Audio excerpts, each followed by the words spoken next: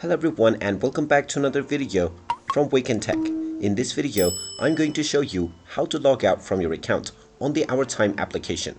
So let's get started right away. Now, if you use the Ourtime application and log out from your account from within the app, you might find that some of your login information is still saved within. So in order to prevent this and log out completely, long press on the Ourtime application and tap on the info button. You will then be taken into the application info page. Now from this page, first of all tap on force stop at the bottom right corner if the application is running. Once the application has stopped, tap on storage and from the storage menu tap on clear data at the bottom left corner.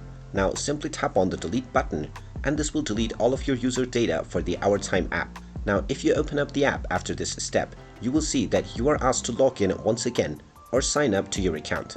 And there you have it. That is how you can log out from your account on Ourtime safely and completely. If you find this video helpful, make sure you hit that like button and subscribe to our channel if you haven't done so already.